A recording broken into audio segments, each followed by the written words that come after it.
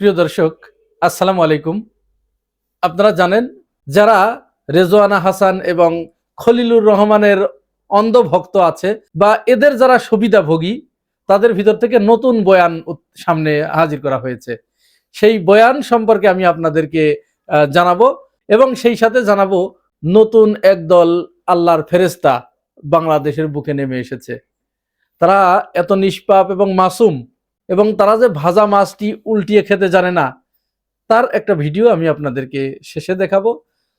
তার আগে আমরা চলুন এই খলিলুর রহমান এবং রেজওয়ানা হাসানের যে অপকর্ম, এদের এই অপকর্মের প্রতিবাদে জামাত ইসলাম শুক্রবার জমার পরে বাইতুল মোকাররম থেকে একটি বিক্ষোভ মিছিলের ডাক দিয়েছিল। সেখানে লোকে লোকারণ্য হয়ে গেছে, হাজার হাজার মানুষ সেই বিক্ষোভে অংশগ্রহণ করেছে।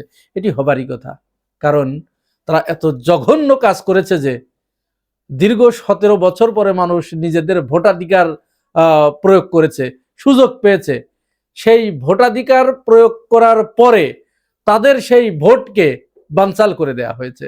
তাদের পছন্দের প্রার্থীকে, তারা যাদেরকে পছন্দ করে ভোট দিয়েছে যে তারা তাদের আশা এবং আকাঙ্ক্ষার প্রতিফলন ঘটাবে মহান জাতীয় সংসদে গিয়ে, তাদের সেই আশা এবং আকাঙ্ক্ষার বুকে লাথি মেরে এরা ফল উল্টিয়ে অন্য কাউকে সেখানে এনে বসিয়ে দিয়েছে। এবং ফল ডাকাতিটা কোন পর্যায়ে হয়েছে দেখুন, 168কে 68 বানিয়ে দিয়েছে। আপনি চিন্তা করতে পেরেছেন? তো যাই হোক, জামাত ইসলাম এদের বিরুদ্ধে সোচ্চার হয়েছে। দেখুন মিছিলে মানুষের সমাগমের অবস্থা দেখুন।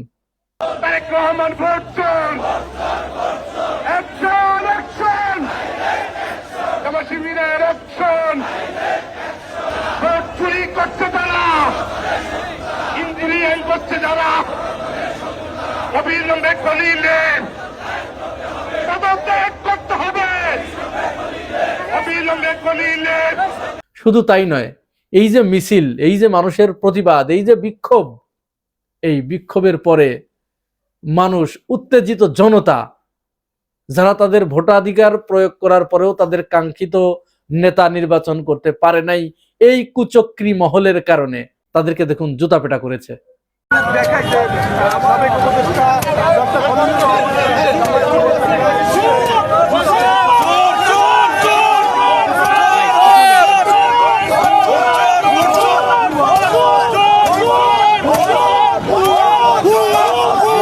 এখন কথা হচ্ছে, এই খলিলুর রহমানের আজ এই পরিণতি কেন ভোগ করতে হলো? তিনি তো এখনো জীবিত এবং তিনি এই সরকারের অত্যন্ত গুরুত্বপূর্ণ একজন মন্ত্রী। কি দরকার ছিল? মানুষের কতটুকু প্রয়োজন হতে পারে, একজন মানুষের কতটা সম্মান প্রয়োজন হতে পারে? তিনি তো সবেমাত্র কয়েকদিন আগে সর্বোচ্চ সম্মান বাংলাদেশের একটা মন্ত্রণালয়ের দায়িত্ব পালন করেছেন। তাকে আবার একটা অসৎ উপায় অবলম্বন করে তাকে বিএনপির ভিতরে গিয়ে তাকে এই অপকর্ম করতে হলো। তিনি কিভাবে বিএনপিকে আশ্বস্ত করেছে এবং প্লিজড করেছে দেখুন। মাত্র কয়েক মাস আগে, 2 মাস আগে, বর্তমান স্বরাষ্ট্রমন্ত্রী থেকে শুরু করে আমির খসরু মাহমুদ এবং ইশরাক হোসেন প্রত্যেকেই এই খলিলুর রহমানের পদত্যাগের দাবিতে তারা বিক্ষোভ সমাবেশ করেছে। যে কোনো মূল্যে তারা এই খলিলুর রহমান এবং নাসিমুল গনি, বর্তমান যে মন্ত্রী পরিষদ সচিব, এই দুইজনের বিদায় করার জন্য তারা আলটিমেটাম দিয়েছিল। তারা দুইজনই আজকে অত্যন্ত গুরুত্বপূর্ণ পদে আসীন হয়েছে বিএনপি সরকারের। তাহলে এর দ্বারা কতটুকু উপকৃত হয়েছে বর্তমান সরকার, এবার চিন্তা করুন। এই খলিলুর রহমান আর একটি অসত্য বাণী তিনি বাংলার মানুষের সামনে উপস্থাপন করেছেন। আমেরিকার সাথে যে চুক্তিটি হয়েছিল, এই চুক্তির ব্যাপারে যখন সমালোচনা শুরু হলো, খলিলুর রহমান একেবারে সুবোধ বালকের মতো অসত্য কথাটাকে তিনি কিভাবে সত্যের মতো বর্ণনা করে গেলেন, যে আমরা শুধু এই চুক্তি একা করি নাই, এই চুক্তি যখন করা হয়েছে তখন বিএনপি এবং জামাত উভয়ের সাথে আলাপ আলোচনা করে, সলা পরামর্শ করেই এই চুক্তি করা হয়েছে। তার এই বক্তব্যের কয়েক ঘন্টা পার হতে না হতেই জামাত আমির ডক্টর শফিকুর রহমান তার অসত্য বচনকে জনসম্মুখে প্রকাশ করে দিয়েছে। দেখুন, জামাত আমির বলেছে যে না, তিনি এইভাবে মিথ্যাচার করতে পারেন না রাষ্ট্রীয় এরকম গুরুত্বপূর্ণ পদে থেকে।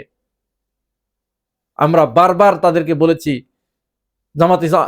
জামাত আমিরের ভাষায়, যে আমরা বারবার বিগত সরকারকে বলেছি, আপনারা যেখানে যে চুক্তি করেন অবশ্যই বিএনপি এবং আমাদেরকে ডেকে নিয়ে, রাজনৈতিক দলগুলোকে ডেকে নিয়ে তাদের সাথে সলা পরামর্শ করে আপনারা সিদ্ধান্ত নিন। কিন্তু তারা আমাদের পাত্তা দেয় নাই, আমাদের কথা তারা কর্ণপাত করে নাই। অথচ এখন যখন বিপদে পড়েছে তখন বলা হচ্ছে যে আমাদের সাথে আলাপ করেছে। আদতে তারা এই বিষয়ে আমাদের সাথে কোনোদিন আলাপই করে নেই। চিন্তা করেছেন রাষ্ট্রীয় গুরুত্বপূর্ণ পদে থেকে শপথ নিয়ে কিভাবে এরকম কোট্টাই পোড়া লোকগুলো, শিক্ষিত মানুষগুলো কিভাবে অসত্য কথাকে সত্যের মতো প্রচার করে যায়, বলে যায় নির্দ্বিধায় অবলীলায়।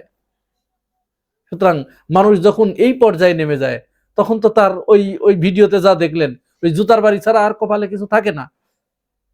আপনার ক্ষমতায় থাকার পরেও যদি জুতার বাড়ি কপালে জোটে, আপনি ক্ষমতা থেকে নামার পরে জনগণ আপনার কি করবে আপনি কি বুঝতে পেরেছেন? এখন জনগণের ভিতর থেকে প্রবল কানাঘুষা শুরু হয়েছে যে রেজওয়ানা হাসান কেন হঠাৎ করে এই সত্য কথাটি বলে দিলেন। অনেকেই বলছে, রাজনৈতিক বিশ্লেষকরা বলছে যে তাদের দুইজনকেই মন্ত্রণালয়ে নেয়ার কথা ছিল, বিএনপির মন্ত্রী পরিষদে যুক্ত করার কথা ছিল। কিন্তু বিএনপি যখন শুধুমাত্র খলিলুর রহমানকে নিয়েছে, রেজওয়ানা হাসানকে নেয় নাই, তখন রেজওয়ানা হাসান এই সত্যটা বলে দিয়েছে। এবং আরো হয়তো অনেক কিছু আসবে সামনে। এখন অনেকেই যারা খলিলুর রহমান এবং রেজওয়ানা হাসানের বর্তমান ফ্যান হয়েছেন, নতুন ফ্যান হয়েছেন, বা এই সরকারের যারা অংশীজন, তারা বারবার বলার চেষ্টা করছে জামাত ইসলামের এই মুভমেন্টকে, এই রেজওয়ানা হাসান এবং খলিলুর রহমান বিরোধী অ্যাক্টিভিজমকে তারা বিতর্কিত করার চেষ্টা করছে যে রেজওয়ানা হাসান তো কোথায় জামাতের নামটাও উল্লেখ করে নেই, তাহলে এই গান্ডুর দল জামাতকে বলছে যে এই গান্ডুর দল সাংবাদিক সম্মেলন করছে রেজওয়ানা হাসানের বিরুদ্ধে।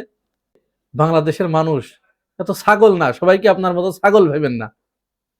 রেজওয়ানা হাসানের 25 মিনিটের বক্তব্য প্রত্যেকেই শুনেছে, আপনিও শুনেছেন। এখন তিনি পরিষ্কারভাবে বিরোধী দলের কথা উল্লেখ করেছেন। সাংবাদিক কিন্তু তাকে টোপ দিয়ে, তার কথা এক পর্যায়ে কিন্তু ভালোভাবেই এগিয়ে যাচ্ছিল, কিন্তু চতুর সাংবাদিক তাকে কিন্তু ওইখানে টোপ দিয়ে টেনে এনেছে, তাকে ভিতরে ঢুকিয়ে এনেছে। তিনি একটা পর্যায়ে ঠিকই আছে, অন্য ধরনের একটা আলোচনা করছিলেন, সেই আলোচনার ভিতরে একটা পর্যায়ে তিনি প্রথমেই হুট করে উগ্রপন্থা নিয়ে আসেন।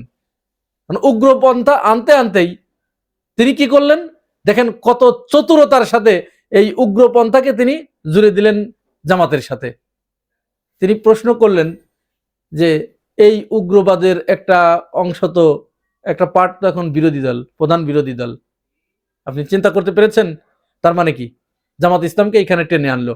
এখন রেজওয়ানা হাসান বুঝে হোক আর না বুঝে হোক, তিনি কিন্তু ওই কথাটাকে ধরতে পারেন নাই, সাংবাদিকের ওই চতুরতা তিনি ধরতে পারেন নাই। তিনি একেবারে সুবোধ বালিকার মতো গড়গড় করে বলে দিলেন যে হ্যাঁ, তারা বিরোধী দলে আসলেও আমরা কিন্তু তাদের মেইন স্ট্রিমে আসা ঠেকাতে পেরেছি, আমরা তাদেরকে ঠেকিয়ে দিতে সক্ষম হয়েছি, আমরা তাদেরকে মেইন স্ট্রিমে আসতে দেই নাই। বদলে দিয়েছে। হ্যাঁ, সেই শক্তি আমাদের সময়ে কোনো নীতি বদলাতে পেরেছে, যেটা নারী শক্তির একটা পার্ট, এখন সেই শক্তির একটা পার্ট, সেটা সেই শক্তির একটা পার্ট যদি বিরোধী দল হয়েও থাকে, আমার এবং আপনার কাজ হবে তাদের রাজনীতির যেটুকুন অংশ নারীবাদের, নারীর ক্ষমতায়নের, নারীর সমান অংশগ্রহণের বিরুদ্ধে, সেইটুকুন নিয়ে কাজ করা। কখনো যেন এই জাতীয় শক্তি মেইন স্ট্রিম না হতে পারে, আমরা সেই কাজটা করতে পেরেছি, তাদেরকে আমরা মেইন স্ট্রিম হতে দেই নাই। মানে কি, সাংবাদিকের প্রশ্ন যদি আপনি ফলো করেন, সেখানে তিনি পরিষ্কার বলছেন যে বিরোধী দল কি এখন আওয়ামী লীগ? বিরোধী দল কি এখন জাতীয় পার্টি? জামাত ইসলাম কি এই ফিডারে দুধ খায় আপনাদের মতো? সুতরাং এই যুক্তি আপনাদের ঢোপে টেকে না যে জামাত ইসলামের কথা তো সেখানে উল্লেখ করে নাই। পরিষ্কার করে তিনি উল্লেখ করেছেন, এখানে না বুঝার কোনো কিছু নাই। যদি আপনি না বুঝার ভান করেন তাহলে আপনার দুইটা অবস্থা, হয় আপনি বোঝেন না, অথবা আপনি বুঝেও বালির ভিতরে মুখ গুজে থাকেন। যাই হোক, সর্বশেষ আপনাদেরকে যে ফেরেস্তা দেখাতে চেয়েছি, একদল ফেরেস্তা। ফেরেস্তা হচ্ছে যাদের কোনো পাপ নাই, যারা কোনোদিন কোনো অন্যায়ের সাথে যুক্ত থাকতে পারেন না। এই যে 5 আগস্টের পর থেকে শেখ হাসিনার আমলে তো ছাত্রলীগ যুবলীগ এক ধরনের চাঁদাবাজি করেছে, ছিনতাই করেছে, বাংলাদেশকে ধর্ষণের স্বর্গরাজ্যে পরিণত করেছিল। শেখ হাসিনা বিদায় নেবার পরে 6 আগস্ট থেকে, 5 আগস্ট শুধু বন্ধ ছিল, 6 আগস্ট থেকে এই যে রাস্তার চাঁদাবাজি, তারপরে ফুটপাতের চাঁদাবাজি, এই টেন্ডারবাজি, দখলবাজি, বালুমহল দখল, ইটমহল দখল, জলমহল দখল, এগুলো কারা করছে?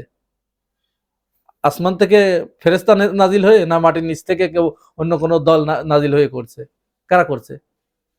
এই যে মানুষের দোকানে দোকানে গিয়ে চাঁদা চাওয়া হচ্ছে, রিক্সা চালকদের কাছে চাঁদা চাওয়া হচ্ছে, টেম্পো স্ট্যান্ড থেকে চাঁদা চাওয়া হচ্ছে, চাঁদা না দিতে পারলে তাদেরকে পিটিয়ে হত্যা করা হচ্ছে।